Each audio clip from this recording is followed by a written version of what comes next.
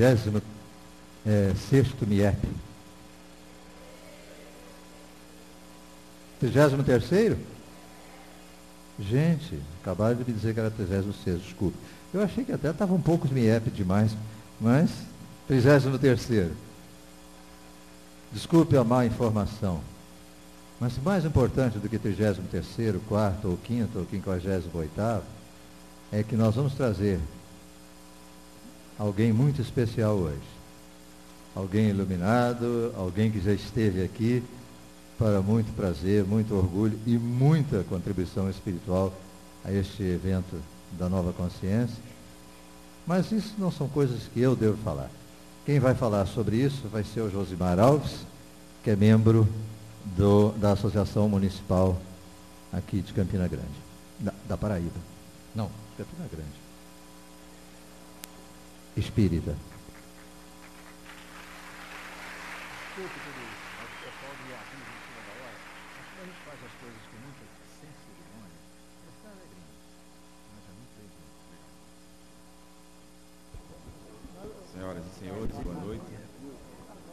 Esta é uma assembleia, o encontro da Nova Consciência do Movimento de Integração do Espírita Paraibano. Então, vamos levantar o clima mental. Então, gostaríamos de, inicialmente, fazer a composição da mesa, que fará o trabalho desta noite. Inicialmente, gostaríamos, com muito prazer, de convidar o tribuno espírita expositor desta noite, Divaldo Pereira Franco.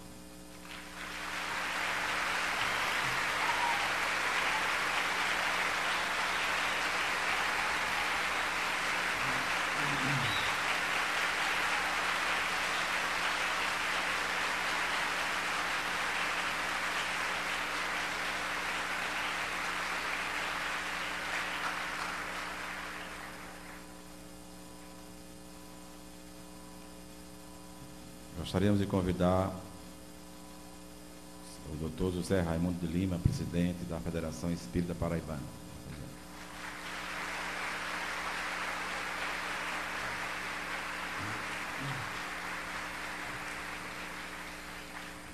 Convidamos o companheiro Ivanildo Fernandes de Araújo, presidente da Associação Municipal de Espiritismo, para acompanhar.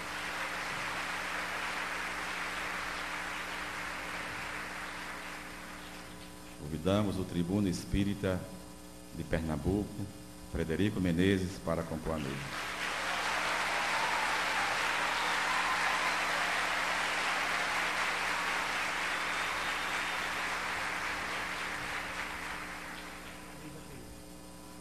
Gostaríamos de convidar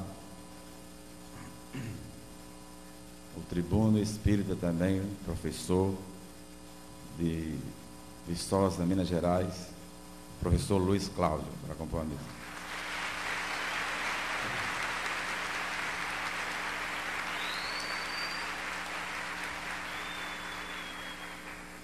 Convidamos o companheiro Hildo Soares, da Casa de Orações Irmã Sheila, para fazer a apresentação artística.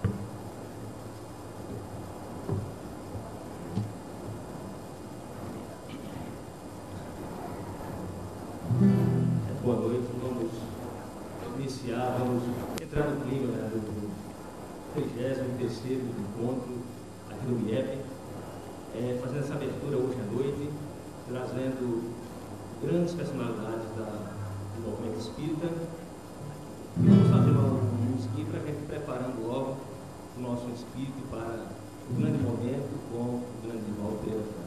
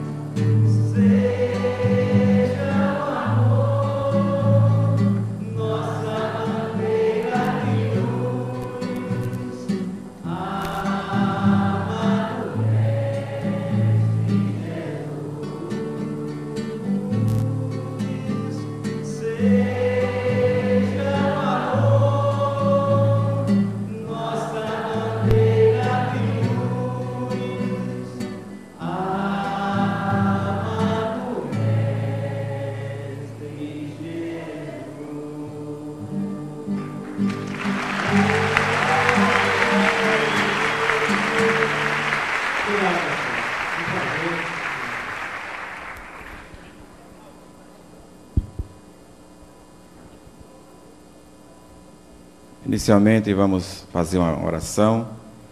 Pedimos ao nosso companheiro Frederico Menezes para fazê-la.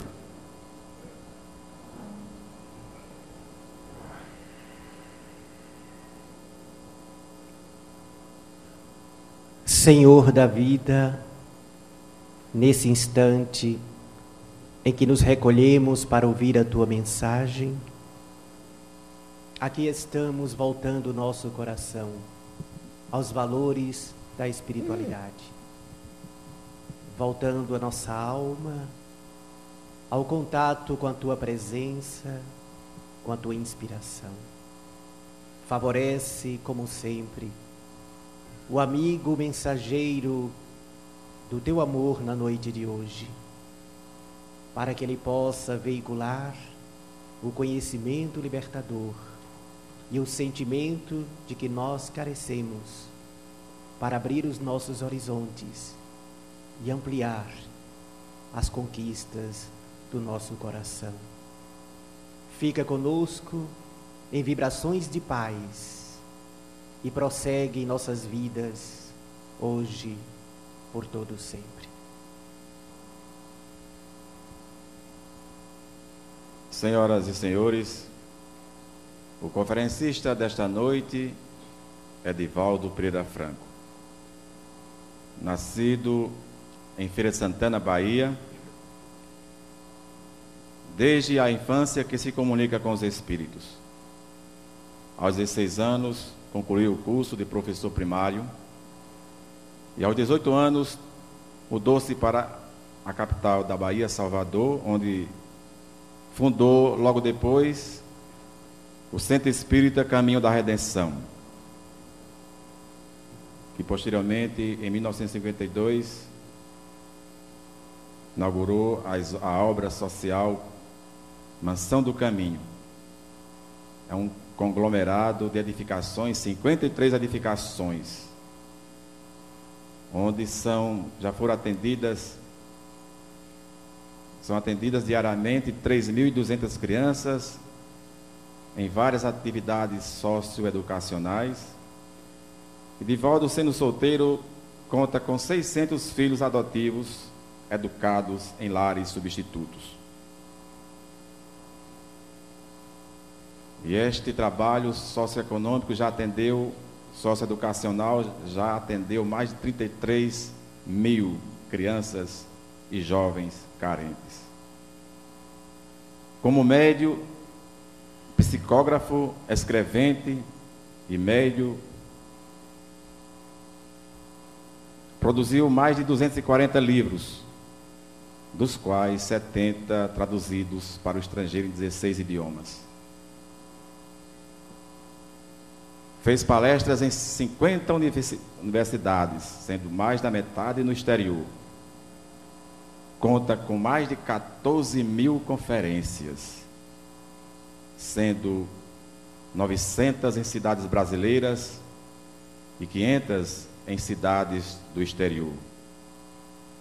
Tendo recebido no Brasil mais de 442 condecorações e homenagens, e do exterior, mais de 148 condecorações. Fez 6 conferências na ONU. Deu 3 entrevistas na Voz da América. Inclusive, como médio, já produziu algumas obras utilizando a mediunidade de xenocracia, que é falar na língua não conhecida pelo médium, como alemão, francês, o italiano, o castelhano. Inclusive, no castelhano, produziu a obra mediúnica Rumo às Estrelas, em castelhano, o primeiro livro mediúnico em língua estrangeira.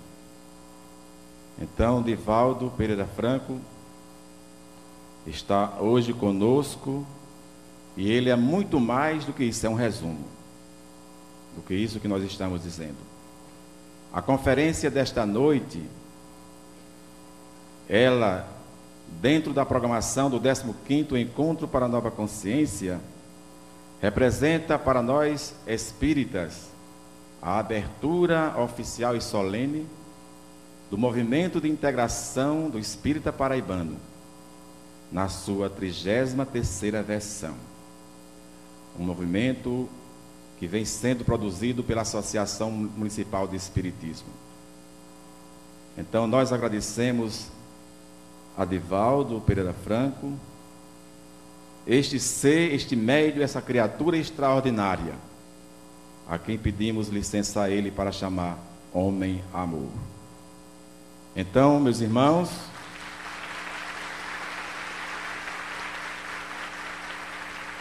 após a conferência, Divaldo estará autografando aqui os livros de sua autoria que estão sendo expostos no hall deste teatro. Então, senhores e senhoras, com muita alegria, com muito prazer, o tribuno e médium espírita Divaldo Pereira Franco. Muito obrigado.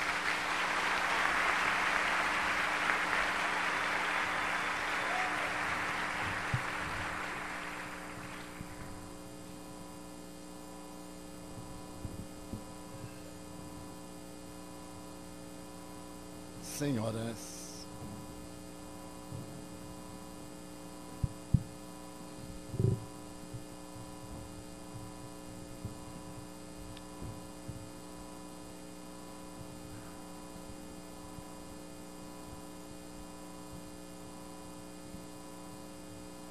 senhoras, senhores, queridas irmãs, queridos irmãos espíritas, jovens, nossos votos cordiais de muita paz. A Organização Mundial de Saúde estabeleceu que nos últimos 10 anos do século e milênio passados, a depressão foi considerada a manifestação de transtorno emocional mais grave no arcabouço da sociedade contemporânea. Asseverou aquele órgão de saúde, no seu aspecto mental, que a depressão tornou-se uma tremenda pandemia. E na atualidade, após o inolvidável dia 11 de setembro de 2001, com a tragédia apresentada pelo terrorismo internacional, a depressão ganhou foro de cidadania. E na atualidade, segundo as estatísticas, existem aproximadamente 200 milhões de pessoas depressivas na Terra. Se todos os leitos hospitalares fossem reservados apenas para portadores do transtorno depressivo, seriam insuficientes, porquanto aqueles que apresentam diagnóstico já definido ultrapassam essa possibilidade.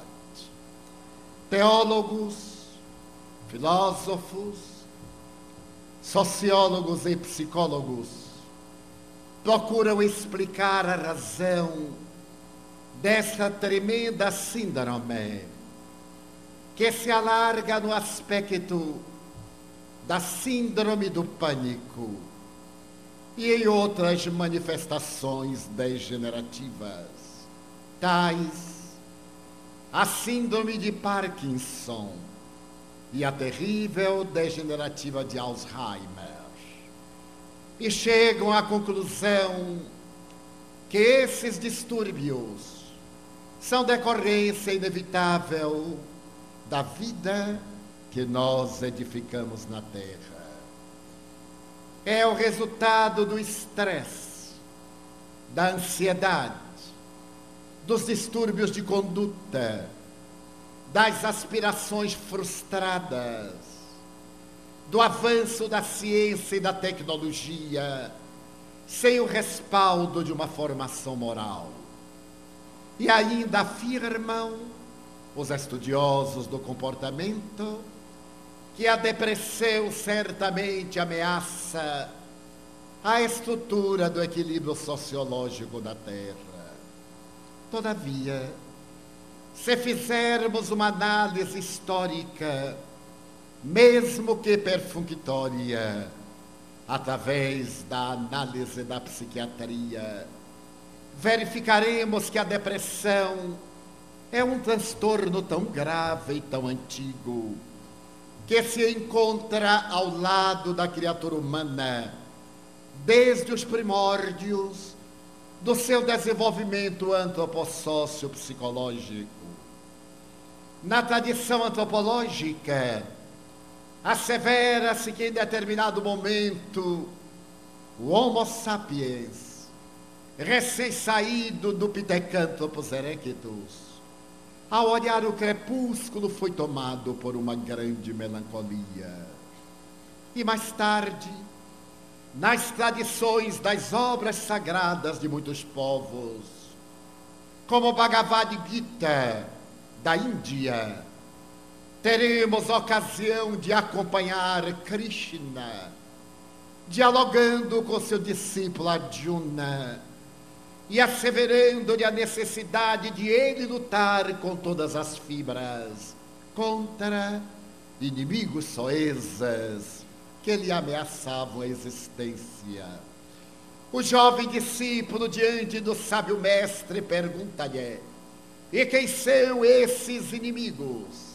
Ao que Krishna redargua: tu és um príncipe Pandava e estás cercado de adversários Kurus. Eles ameaçam-te a vida, porque são numerosos, enquanto que os Pandavas são de número reduzido. E se faz necessário que tu os mates a todos, sem o menor escrúpulo, para que possa sobreviver. E o jovem sonhador volta a interrogar: e quem são esses inimigos? São teus parentes, teus pais, avós, tios, irmãos. Mas como poderei lutar contra aqueles que constituem a minha família? Teria eu a covardia moral de matar os que me estão vinculados pelos sagrados laços da família? E Krishna lhe diz: é natural que sim, porque os Pandavas são as virtudes humanas e os Kurus são os vícios. As virtudes e os vícios pertencem à mesma família do caráter humano, diferindo apenas na proposta a que se dedicam. E é necessário que venças esses inimigos cruéis para que a tua vida possa entrar no estado nirvânico. O jovem, agora mais lúcido, volta a interrogar: e onde travarei essa batalha? No campo da consciência. Então, uma grande melancolia tomou conta do jovem. Melancolia é a palavra clássica na literatura psiquiátrica para definir o processo histórico e evolutivo da depressão. Mais tarde, na Bíblia, quando examinamos a história lendária de Jó, aquele que foi desafiado por Deus através das sentenças ignominiosas que a divindade lhe impôs, eis que após perder tudo e testificar a sua fidelidade a Deus, Jó entrou em uma profunda melancolia. É parte da natureza humana esse transtorno melancólico, mas se transferirmos a nossa investigação para o Ocidente, na Grécia pré-socrática, iremos encontrar Hipócrates, o pai da medicina, 400 anos antes de Jesus, identificando em seus pacientes esse transtorno melancólico. E 200 anos após, encontraremos Galeno, o extraordinário médico grego, analisando que a melancolia era resultado de um distúrbio orgânico, porquanto, para Galeno, a saúde dependia de 4 humores: a bilis negra, a bilis amarela, a fleuma e, naturalmente, o sangue. Quando qualquer uma dessas vertentes experimentava aumento ou diminuição, vinha de imediato um transtorno. E asseverava Galeno que a bilis negra era uma herança de Adão, da desobediência de Eva, e que nós nos encontrávamos sob o estigma dessa desobediência e deveríamos pagar através da melancolia, cuja terapêutica eram as sangrias. E o resultado era espetacular, porque ele sugeria que se utilizassem purgativos, laxantes, vomitórios e sangrias. E é claro que aqueles pacientes que não morriam de desidratação continuavam melancólicos. A melancolia, portanto, faz parte da história da cultura.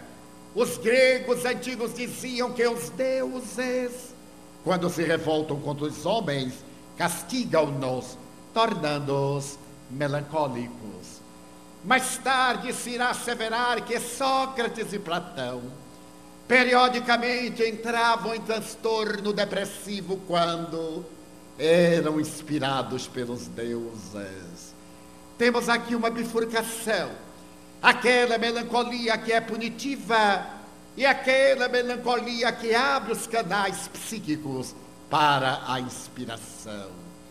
A melancolia prossegue no organismo da sociedade cruel, impiedosa, e 200 anos depois de Jesus, ela passou a ser conhecida como assídia ou assédia. A Idade Média é o período da melancolia. A ignorância, o abastardamento dos valores, a ausência da liberdade de consciência, até chegar ao século XII, quando houve uma epidemia tão grave de melancolia, que a Igreja Católica Apostólica Romana estabeleceu que a melancolia era um pecado capital, e aqueles melancólicos deveriam ser condenados às labaredas infernais. Isto porque sacerdotes e monjas eram também invadidos por essa peculiaridade de tristeza, e a melancolia tomava-lhes conta, interceptando-lhes as atividades. Foi a partir do século XVI que a melancolia começou a receber uma visão diferenciada da ancestral com o advento da cultura. O Renascimento italiano, o surgir da ciência empírica, as propostas notáveis dos grandes pensadores Descartes e Pascal, dos grandes astrônomos que rasgaram os céus, como Galileu, Tycho Brahe, Newton, para situar a Terra no arquipélago do macrocosmo, que a melancolia passou a ser examinada como digna de maior respeito. No entanto, ela prossegue ceifando as criaturas até o fim do século XVII e começo do século XVIII, quando aparece pela primeira vez na literatura inglesa a palavra depressão, para diferenciar da tristeza. A tristeza é um fenômeno natural, feito às vezes de melancolia e de saudade. A depressão, no entanto, tem um caráter de natureza patológica. A negação do self, o desinteresse pela vida, a morte em vida, a ausência de coragem para enfrentar as vicissitudes, a necessidade de sorrir para com a vida e fenômenos psicológicos que somatizam no organismo e trazem transtornos de natureza orgânica. É nesse momento que pela primeira vez se estuda o cérebro, embora conhecido desde há 6.000 anos antes de Cristo no Egito, cujos sacerdotes realizavam trepanação craniana. O cérebro permaneceu como um grande enigma, porque se acreditava que as criaturas pensavam pelo fígado e amavam pelo coração. No Evangelho vamos muitas vezes encontrar a necessidade de amar-se pelo coração. Bem-aventurados os puros de coração. Essa colocação permaneceu até aproximadamente o século XVIII, quando foi descoberta uma célula que constitui a argamassa cerebral, o neurônio, uma célula nervosa especial, que se diferenciava de todas as outras, especialmente por uma cauda, que denominaram como axônio. Mas não se sabia exatamente o que fazia essa cauda e qual era a função neuronial. Permanecia a tese de que se ama com o coração, e ainda hoje as mulheres, quando estão irritadas e desejam demonstrar que estão pensando, põem a mão no fígado, e claro, que a partir daí pensam com mais lucidez. É exatamente essa proposta que a moderna psiquiatria vai demitizar, demonstrando que o fígado é uma glândula dupla, tanto secreta para a vida interna como para a vida externa. E o coração é apenas uma bomba que projeta o sangue, coração-pé, coração-cérebro, coração, com a velocidade de 70 metros por segundo. Mas muita gente ainda diz: hoje eu te amo com todo o meu coração. E assevera: quando eu amo, eu sinto algo especial no meu coração. Mas também quando odeia, quando tem ciúme, quando tem ansiedade, quando tem raiva. Não é que o coração seja o órgão do sentimento, é que as emoções são vasoconstritoras e naturalmente produzem essa peculiar sensação de desconforto, que às vezes pode ser confundida com o sentimento do amor ou de outra natureza. Descobertos os neurônios no século XVIII, será no século XIX que se vai ter uma ideia da grandeza desse órgão, que pesa entre 1 quilo e 1,3 kg, não sendo de relevante importância um cérebro muito desenvolvido, porque Albert Einstein era portador de um cérebro com 1,180 kg aproximadamente. A realidade são os súlicos cerebrais. Este organismo calhoso que divide os 2 hemisférios, e são esses responsáveis pela vida. Foi a partir de 1864, graças a Paul Pierre Broca, o anátomo patologista francês, que o cérebro passou a ser melhor identificado, quando Broca asseverou que nós falamos pelo cérebro e não pela garganta, o que causou uma verdadeira revolução. Havia em Paris um senhor Liborne, que foi acometido de uma afecção da palavra. Durante 21 anos, o senhor Liborne não conseguia falar, exteriorizando oralmente o seu pensamento. Ele dizia apenas uma sílaba, tan, da qual se derivou tantã, quando o indivíduo é psicopata. O senhor Liborne conseguia raciocinar, respondia a todas as questões formuladas por escrito com grande habilidade. Mas quando ia falar, dizia até: esteve internado no Hospital de la Salpêtrière várias vezes, mas agora ele foi internado 21 anos depois, porque trazia uma perna gangrenada, e foi examinado pelo jovem médico Paul Pierre Broca. Broca percebeu que a amputação da perna não salvaria a vida daquele paciente.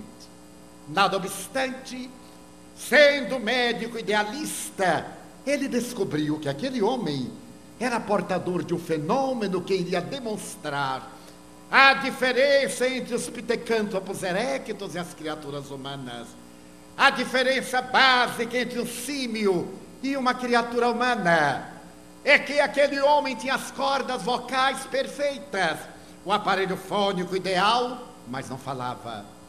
Ele fez a amputação da perna. 3 dias depois, Monsieur Letin desencarnou. E Broca fez uma trepanação craniana, tirou-lhe o cérebro e estudou detinamente aquela massa branco-cinzenta. Depois de examiná-la horas a fio, para descobrir o que estaria acontecendo ali dentro daquele infinito mistério, ele percebeu que havia uma ligeira despigmentação na terceira circunvolução frontal na esquerda. Com o bisturi, ele foi abrindo a área e encontrou um tumor naquela região. Então colocou o bisturi ali e disse: a criatura humana fala aqui, e esse centro da fala passaria à posteridade com o nome de Centro de Broca. E ele lançou um repto: pagaria 100.000 francos ouro, era uma família muito rica sua, a quem provasse que ele estava equivocado. E até hoje, a fisiologia, a neurologia e as neurociências confirmam a tese do jovem Broca. O cérebro passou a ser demitizado na década de 1880, 1890, naquela mesma universidade. Jean-Martin Charcot realizou experiências monumentais na área da fisiologia, da neuropsiquiatria, e recebeu a presença do eminente Sigmund Freud, que foi estudar com Charcot em Paris, por volta de 1885, a problemática das chamadas somatizações. Porque nós temos um distúrbio psicológico e temos uma doença fisiológica. Todo indivíduo ansioso que vive sob estresse, sob tensão, terá dificuldade gástrica, distúrbios hepáticos, úlceras gástrico-duodenais. E todos aqueles que têm determinadas enfermidades orgânicas passam a ter distúrbios de conduta. Freud estava interessado em descobrir por que a senhorita Ana O era paralítica de um braço sem ter nenhuma doença. E foi estudar com Charcot. Nesse período, o cérebro passou a ser vasculhado e a dar uma ideia da grandeza de que se reveste. Em 1900, foi publicada uma obra de Freud denominada Melancolia e Luto. É a primeira análise em torno da depressão, quando Freud estabelece que há fatores psicológicos que nos levam à depressão. Entre esses fatores psicológicos, ele coloca a perda de um afeto, a perda de um amigo, a perda de um dinheiro, a perda de uma joia, a perda de algo de valor, a perda de alguém pela morte. E aí não concordamos com Freud, porque não se perdem pessoas quando elas morrem, elas desencarnam. Esse verbo perder até hoje está colocado em nosso vocabulário indevidamente. Pessoas me dizem: seu Divaldo, eu perdi um filho. Eu pergunto: aonde? Não, ele morreu. Eu digo: morreu é outra coisa, porque se ele está perdido vai ser achado, mas quando morre ele se acha a si mesmo. É a maneira que nós temos de escamotear a morte. Morrer, desencarnar, falecer, seus sinônimos. Perder é não ter o contato visual. Esse contato porque extraviou-se. Então Freud dizia que quando morre alguém, é natural que façamos uma depressão de até 4 ou 6 semanas. Mas se essa depressão ultrapassa esse período, nós estamos com transtorno patológico e necessitamos de terapia. O psiquiatra alemão Emílio Kraepelin, estudando a depressão, estabeleceu que ela se apresenta sob 2 aspectos. A depressão unipolar, a tristeza, a negação de si mesmo, o desejo de morrer, de sumir. Mas de repente o paciente desperta eufórico. Parece que ouve vozes, que tem visões. É a depressão bipolar, muito grave. Depressão bipolar da área da afetividade, porque logo depois o paciente faz uma regressão, cai daquele estado de melancolia e suicida-se. A família normalmente no paciente bipolar acredita que ele melhorou. E os espíritas inadvertidos, quando encontram o paciente que diz, mas eu vejo os espíritos, eu os ouço, logo estabelecem que é uma obsessão. E esse diagnóstico deve ser evitado. São alucinações produzidas pela depressão. Por volta de 1940, a ciência descobriu que nós possuíamos aproximadamente 5 bilhões de neurônios cerebrais.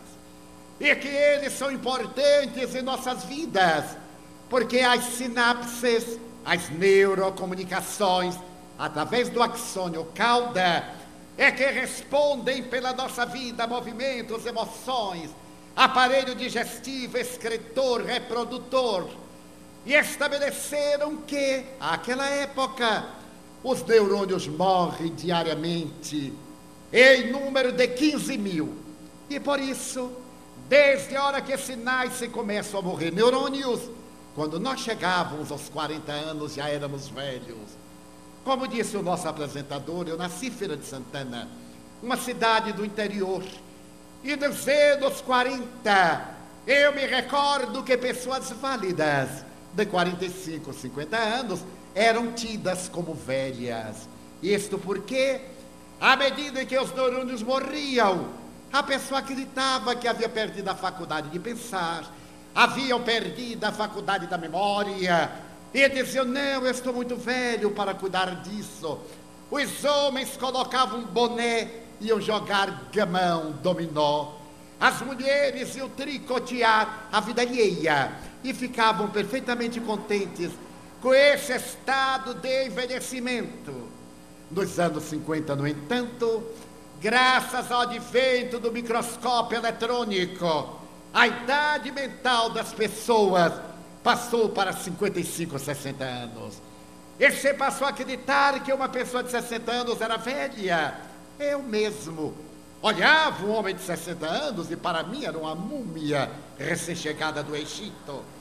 E recordo-me que quando eu era jovem de 10 anos, eu olhava um homem de 25 e dizia, meu Deus, como ele é velho.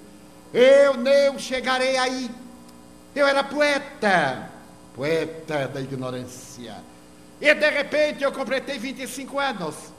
Logo olhei um de 40 e disse, não, 40 anos eu não alcançarei. E a vida é tão célere, que um dia eu me barbeava e era meu aniversário, eu disse, Deus meu, completei 40 anos, mas que tal? Não, mas aos 50 eu não chego. 50 anos, meio século de vida, é um tempo bárbaro. E de repente cheguei aos 55. Eu olhei para um homem de 70 e de 55, ok, mas 70 anos de jeito nenhum. E de repente estava eu lá. Então eu olhei para Hermógenes e disse, eu chegarei lá. E estou com 78. Agora eu estou olhando para Matusalém.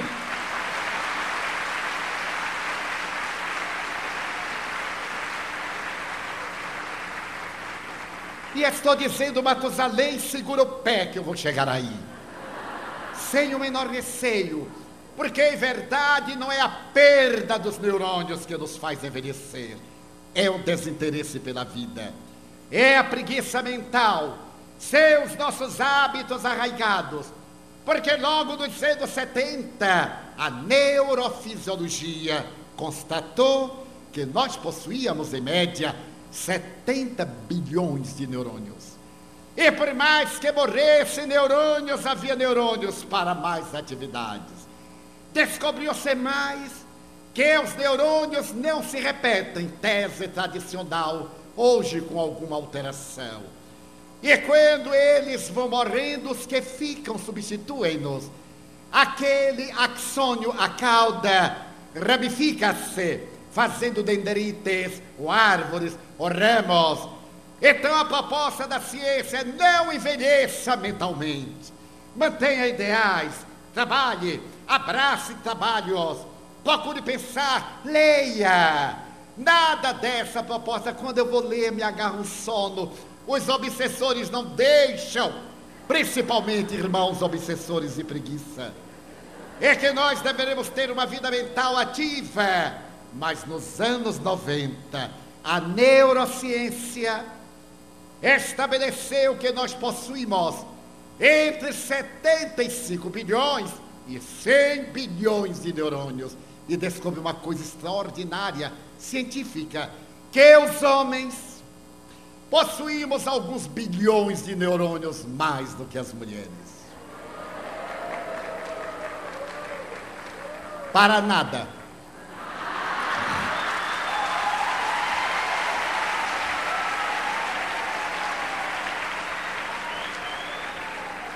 Os anos 90 foram considerados anos do cérebro.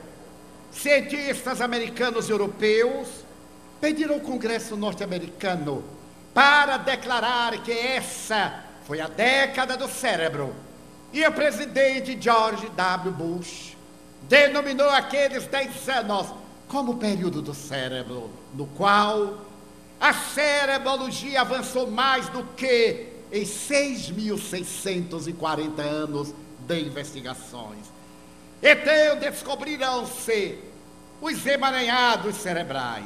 Mas eu gostaria de referir-me que no ano de 1992, eu estava pregando na França. Eu deveria proferir uma conferência na cidade de Lyon, onde nasceu Allan Kardec. Deveria proferir uma conferência na Universidade Lyon 2, para pessoas de terceira idade. Eu nunca vi uma denominação tão antipática. Terceira idade, quer dizer, no ocaso, infância, juventude, idade adulta, idade madura e terceira idade. Não pode haver nada mais ridículo que um baile de terceira idade. Aquelas alminhas arrastando os pés.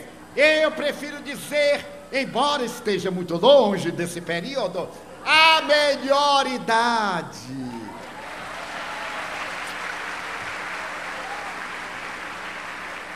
Como asseverava o filósofo Marco Túlio Cícero, a idade da superação, em que o tormento sexual naquele tempo não tinha determinadas substâncias químicas, já não aflige a criatura, a idade da razão, das evocações felizes e etc.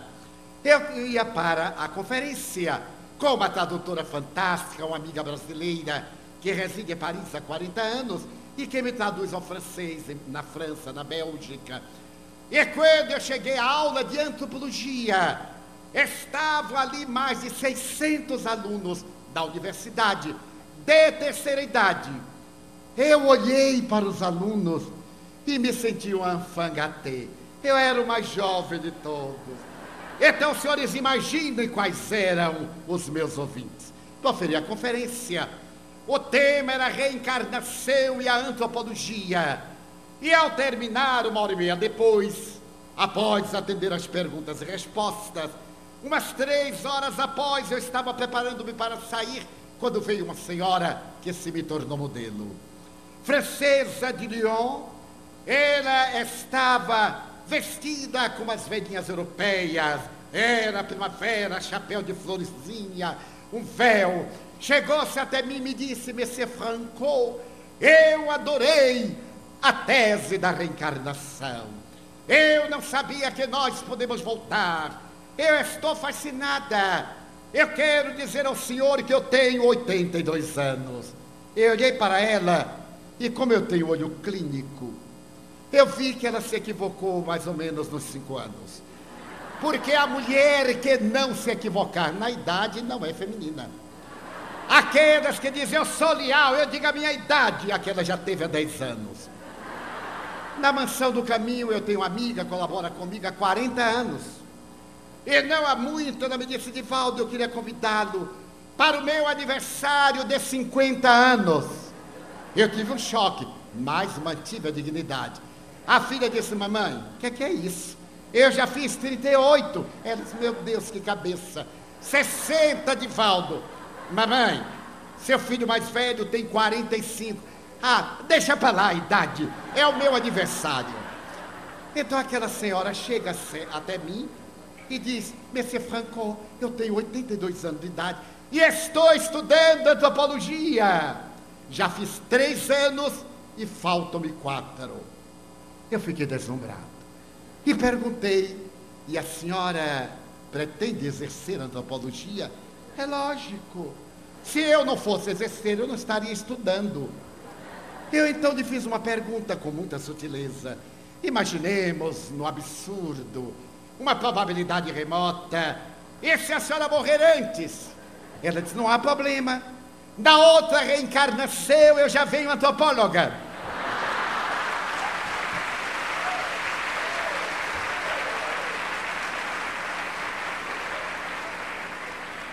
Havia entendido a minha tese. Eu olhei para ela, deixei Hermógenes de lado e disse: ela vai ser a minha mentora, vai ser o meu modelo, porque naquela idade jovial, eu com 78, claro que vou demorar muito até chegar lá, porque daqui a pouco eu começo a diminuir, porque pretendo morrer de paralisia infantil. E então é claro que eu chegarei lá.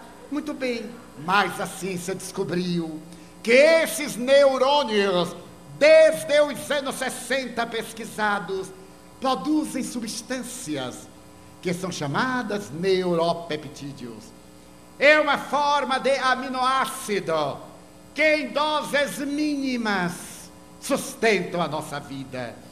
E descobriram que a depressão é resultado da carência de 2 desses neuropeptídeos: a dopamina e a serotonina, produzidos na área posterior do cérebro, no RAF e no centro ceruleus. Então a ciência descobriu que havia uma causa fisiológica, como existem as causas psicológicas. Sucede que as causas psicológicas terminam por afetar a produção dessa substância. A dopamina e a serotonina, agora aliada a uma terceira substância, já descobriram 64, pode constituir o triângulo da felicidade. Porque se o indivíduo produz serotonina em abundância, ele é jovial, ele é alegre.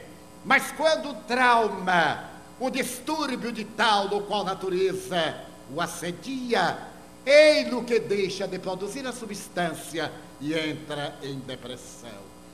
A ciência psiquiátrica, estudando a gênese depressiva, concluiu que há 2 grandes vertentes: aqueles fatores de natureza endógena, a hereditariedade, as enfermidades infecto-contagiosas, as sequelas das enfermidades infecto-contagiosas são responsáveis pela presença da depressão.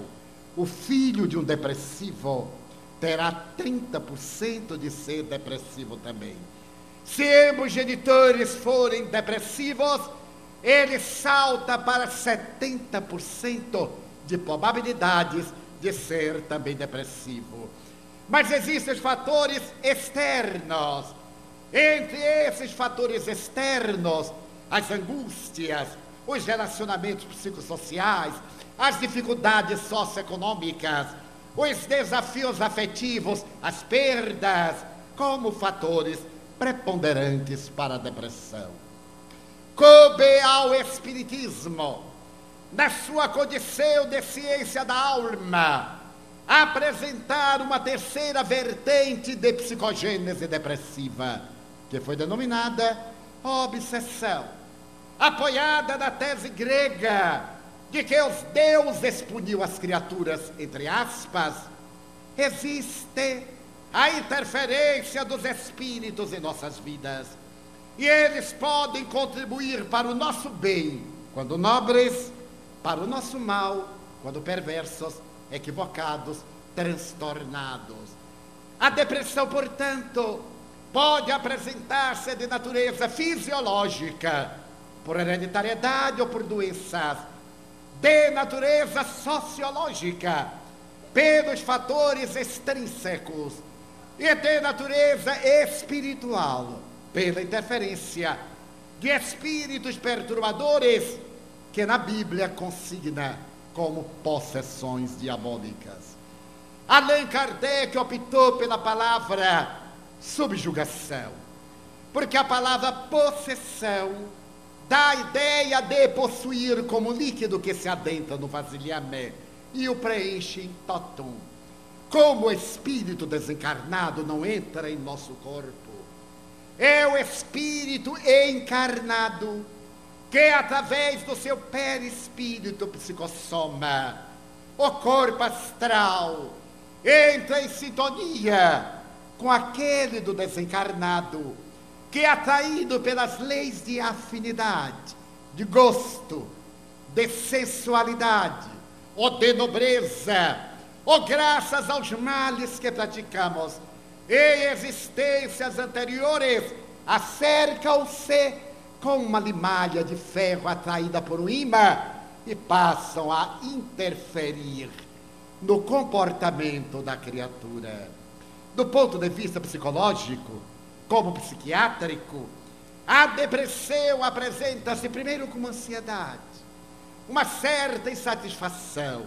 Nós vivemos a época da ansiedade. Eu tenho certeza que nesse auditório muita gente está ansiosa para que eu acabe logo. Mas eu não vou acabar logo, pode ficar tranquilo.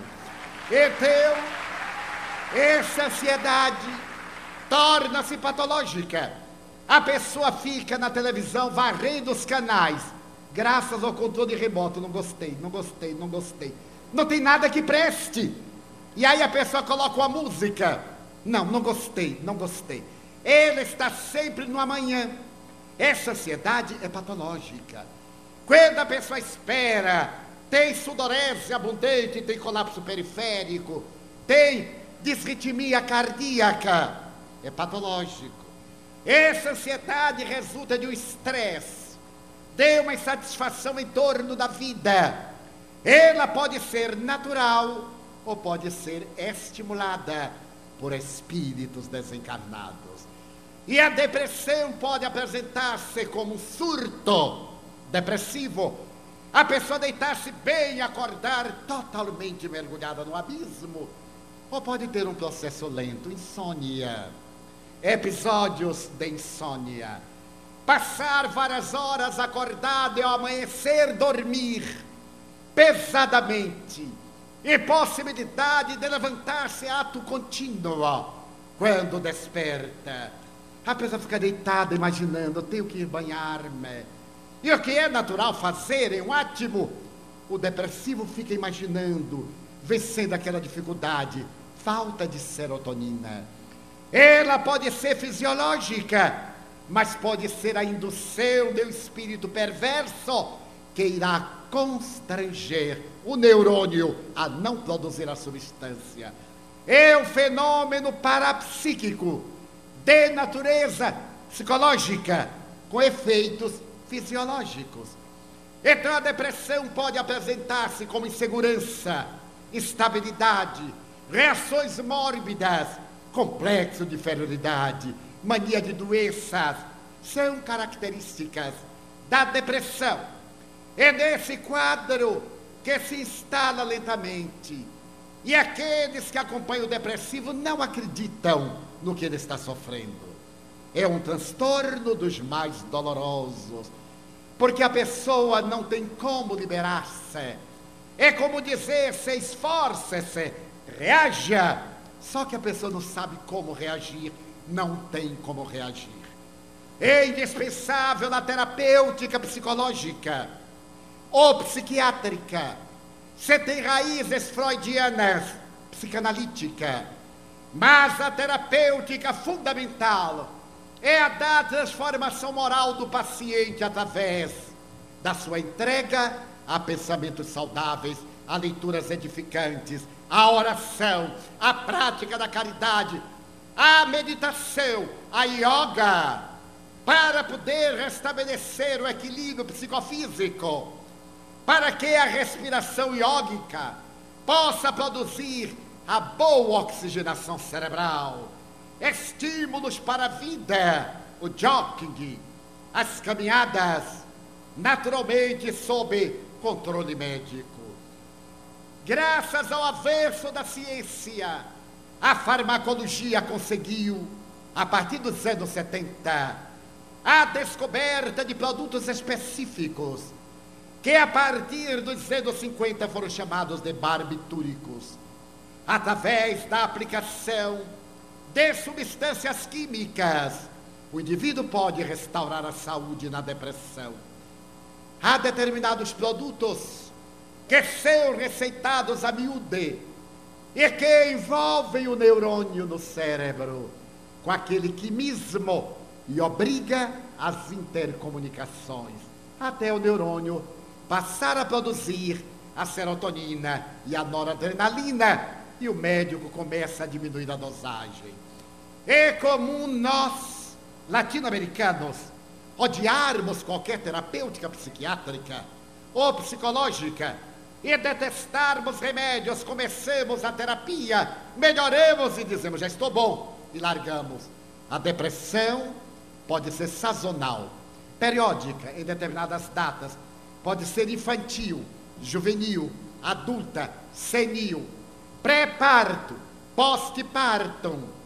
Ela apresenta-se com uma variedade de sintomatologias que levam o indivíduo a distúrbios muito graves. Por isso, seu tratamento deve ser encarado com seriedade. Se o paciente melhora, não interrompa o seu tratamento, porque ela voltará e depois de repetir-se, cronificar-se-á, a prejuízo da saúde do indivíduo. Deveremos aguardar que o nosso terapeuta, psicólogo, psiquiatra, psicanalista, estabeleça realmente quando nós conseguimos a perfeita liberação. É muito comum entre nós brasileiros esse detestar dos psiquiatras. Eu atendo a muita gente por motivos óbvios, e quando noto que está com uma problemática psicológica ou psiquiátrica, eu digo com muita sutileza, olha, eu penso que você deveria consultar um psicólogo, sou muito gentil, já é caso de psiquiatra, mas eu digo um psicólogo, e a pessoa reage, mas Divaldo, você acha que eu estou maluco? Eu digo, não, mas vai ficar. É uma questão de um pouco mais de tempo. Procure a terapia antes, procure os mecanismos notáveis da homeopatia, da acupuntura, da cromoterapia. A medicina alternativa está muito bem. Não consideramos a homeopatia uma terapia alternativa, mas sim uma medicina clássica, hoje reconhecida academicamente ao lado da alopatia, com resultados excelentes, mas disponha-se a mudar de vida. No entanto, pacientes há que submetem a terapêutica recomendada e a depressão permanece, culminando de maneira trágica em suicídios hórridos. A pessoa mora no edifício alto e subitamente, estando bem, corre e atira-se pela janela. É um surto. Um grande número de suicidas por depressão tem me dito que não desejava morrer. Cada um deles queria acabar com aquela sensação de vazio, de inutilidade. Não era a busca da morte em si, era a sensação horrível que os atormentava, que os levou a esse salto no abismo, a ingestão de superdoses, a outro tipo qualquer de suicídio que não resolve. Porque a vida prossegue. Eu tenho a irmã suicida, que eliminou o corpo no ano de 1939. Até o ano de 1972, quando minha mãe desencarnou, ela sofria atrozmente. E no leito de morte de minha genitora e dela, ela apareceu e dizia: mãe, venha depressa, venha acalmar a minha dor, pelo amor de Deus, venha ajudar-me. E minha mãe, depois que desencarnou, tornou-se-lhe verdadeiro anjo guardião, socorrendo-a, amparando-a e trazendo a reencarnação nos anos 80, com as marcas do suicídio. Ela havia ingerido cianureto de mercúrio e retorna com uma problemática do aparelho falante respiratório, lábio leporino, dificuldade de comunicação. E a vida tão extraordinária que a colocou em nossa porta para participar das atividades de nosso jardim de infância, tendo desencarnado aos 8 anos, que seria o período que lhe faltava naquela reencarnação anterior. Então a problemática depressiva apresenta-se também como transtorno obsessivo-compulsivo, em que a pessoa toma 20 banhos num dia, o banho demora 2 horas, depois faz asepsia com álcool, pega nas roupas com luva, não aperta a mão de ninguém. Nessas manifestações hoje alimentares da anorexia, em que o paciente, nessa busca de um corpo de cabide, de manequim, ficar magra, ossuda, então deixa de alimentar-se. E existe um site na internet dessas almas profundamente felizes. Quanto mais magras desejam ficar. É um transtorno obsessivo-compulsivo de que foi vítima a não pouco famosa Lady Diana de Windsor. Então esse problema é muito grave, está na estrutura da nossa sociedade, e o mundo espiritual interfere negativamente graças às nossas junções. Contar-lhes uma experiência de natureza pessoal.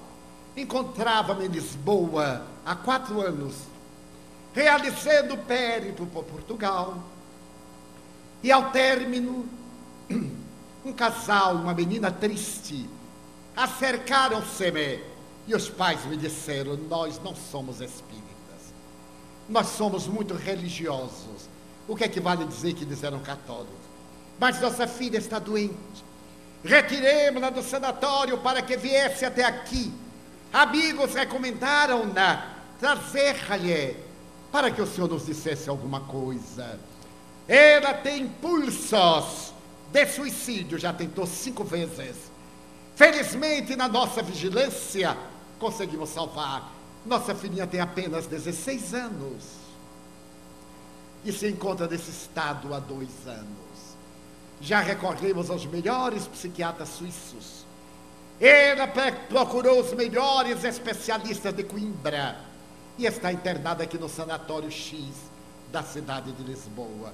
O diagnóstico: depressão profunda, bipolar, perda da afetividade, com tendência ao suicídio. Eu olhei aquela menina pálida de olheiras, os cabelos desgrenhados, a fronte voltada para baixo, e senti uma infinita ternura. Ela poderia ser minha neta. Então eu percebi a lei dos horizontes convencionais, o espírito perverso de Sotaina, que me dava sinal para que não lhe dissesse nada. Vou matá-la. É o primeiro passo, depois o pai, depois a mãe. Odeio-os. não lhes diga nada. Porque o Espírito percebia que eu via, nós nos identificávamos. Havia nele um ressentimento que o fazia espumar de ira. Então ele abraçou a moça, ela teve uma convulsão, tombou. Eu pedi aos pais que deixassem.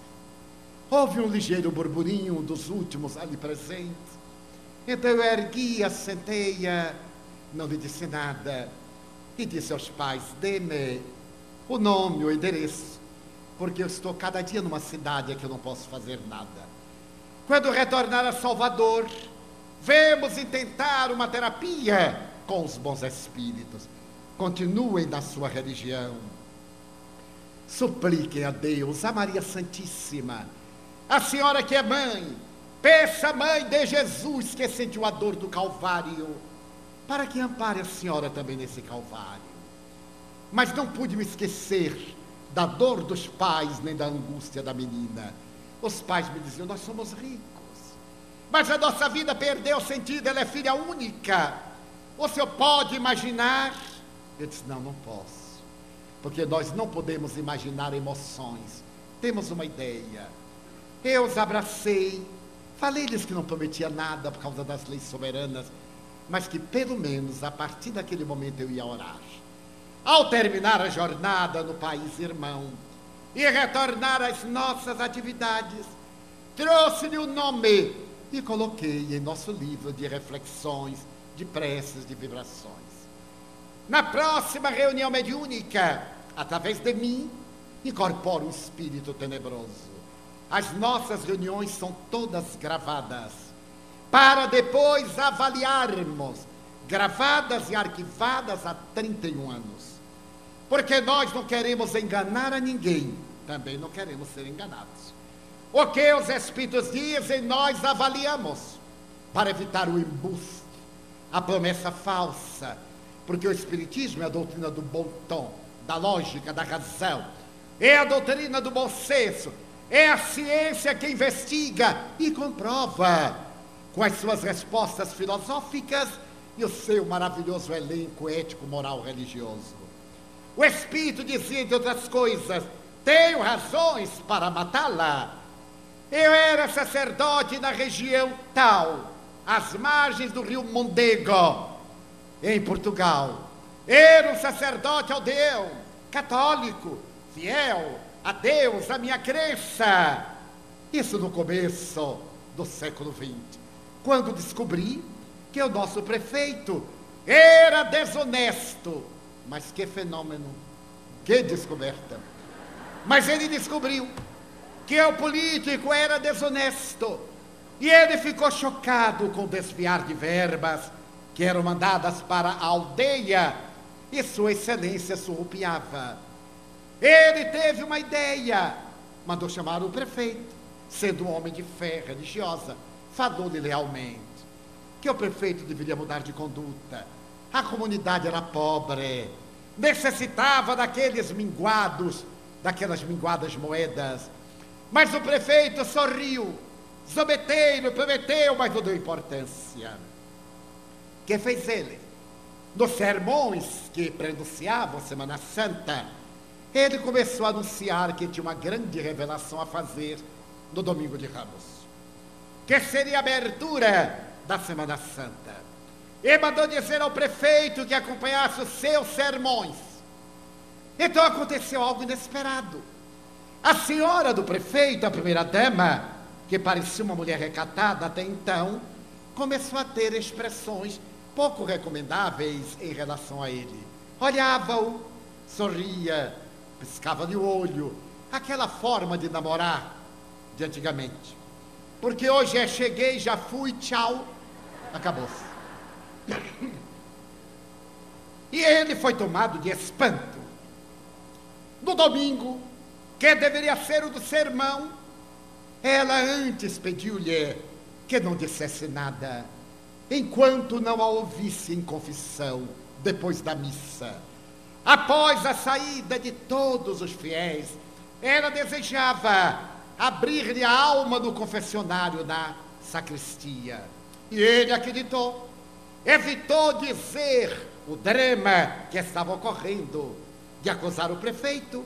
E terminada a missa, depois que todos se foram, ele acompanhou-a à sacristia. Ela mandou fechar a porta que dava acesso à rua e à interna. Ele se paramentou para a confissão. Ele ajoelhou-se no genuflexório. Em determinado momento, ela rompeu a blusa, atirou-se-lhe nos braços, começou a acariciá-lo, a dizer palavras vulgares, no justo momento em que arrombavam a porta.